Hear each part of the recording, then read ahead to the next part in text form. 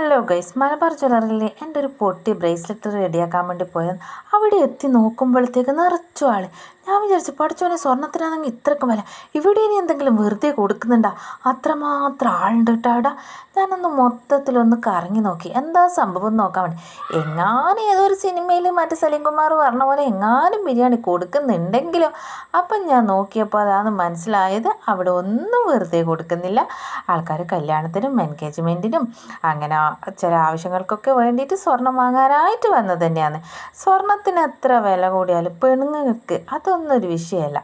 അങ്ങനെ കുറച്ചങ്ങോട്ടെല്ലാം നോക്കി ഇതേപോലെ ഞാൻ ഇടിയിരുന്ന് വീണ്ടും വായ്നോട്ടം തുടങ്ങി.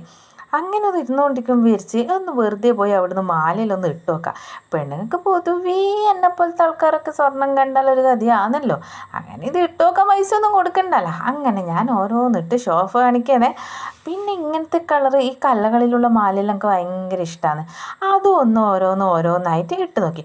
നമുക്ക് കിട്ടിയതാണെങ്കിൽ ഒരു അടിപൊളി സെയിൽസ്മാനാണ്, എല്ലാം പറയുന്നതിനനുസരിച്ച്. പിന്നെ ഈ ജ്വല്ലറി പോയാൽ എൻ്റെ മെയിൻ പരിപാടി കോഫി കുടിക്കലാണ്. മെയിനായിട്ട് മുമ്പ് ഞാൻ ഈ കോഫി കുടിക്കാനായിട്ട് പോക്കുണ്ട്. ഇവിടെ നോക്കുമ്പോൾ ഇത് സ്വർണ്ണത്തിന് വില കൂടിയോണ്ടാന്ന് തോന്നുന്നു. കരീന കപൂറൊക്കെ സങ്കടപ്പെട്ടിരിക്കും പോലെ. പിന്നെ മക്കളെ ഒന്ന് മേയ്ക്കാൻ വേണ്ടിയിട്ട് സെക്കൻഡ് ഫ്ലോറിലേക്ക് പോയി അവർ കളിക്കുന്ന സ്ഥലത്തെത്തി.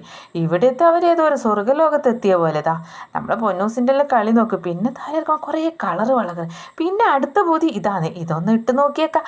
അങ്ങനെ ഞാൻ ആ സെയിൽസ്മാനോട് പറഞ്ഞാൽ എനിക്കിതൊന്ന് ഇട്ട് നോക്കണം കേട്ടോ, ഒന്ന് എല്ലാം എടുത്ത് തരുമോ? പറയേണ്ട താമസം, നിങ്ങളിത് ഇട്ട് നോക്കിക്കോ, അതിന് പൈസ ഒന്നും കൊടുക്കണ്ടല്ലോ പറഞ്ഞിട്ട് അവരിട്ടത്. അങ്ങനെ ഓരോന്ന് ഇട്ടതിൻ്റെ അതിൻ്റെ വിലയൊക്കെ ചോദിച്ച് ലക്ഷങ്ങൾ മുതലാന്നിട്ട് എൻ്റെ കയ്യിലിരിക്കുന്നത്. എൻ്റെ കൈൻ്റെ ഒരു ഭംഗിയാണ്, വളേൻ്റെ ഭംഗി എന്നല്ല, എൻ്റെ കൈൻ്റെയാണേ അല്ല. പിന്നെ അങ്ങനെ ഓരോന്ന് ഞാൻ ഇട്ട് നോക്കി. പിന്നെ അപ്പുറത്തെത്തിയതുകൊണ്ട് വലിയൊരു ബ്രേസ്ലെറ്റാണ്, ഇതും ഇട്ട് നോക്കണം തോന്നി. ഇരിക്കട്ടെ, എല്ലാം ഇട്ടെന്നാവാലോ, നമ്മൾ വാങ്ങിയിട്ടില്ലെങ്കിൽ അവിടെ കയ്യിൽ ഒന്ന് ഇട്ട് നോക്കല. അങ്ങനെ അതും ഞാൻ ഇട്ട് നോക്കി. പിന്നെ ഇതാ അടുത്ത സ്റ്റെപ്പ്, ചായ വരും. നല്ല പായസം പോലത്തെ ചായ വെറുതെ കിട്ടുന്നില്ല, അതും വാങ്ങി അങ്ങ് കുടിച്ച്. അപ്പോഴത്തേക്ക് ഏകദേശം നമ്മൾ സാധനമൊക്കെ റിപ്പയർ ആക്കിയത് റെഡി ആയിട്ടുണ്ട് എന്ന് പറഞ്ഞിട്ടുണ്ട്.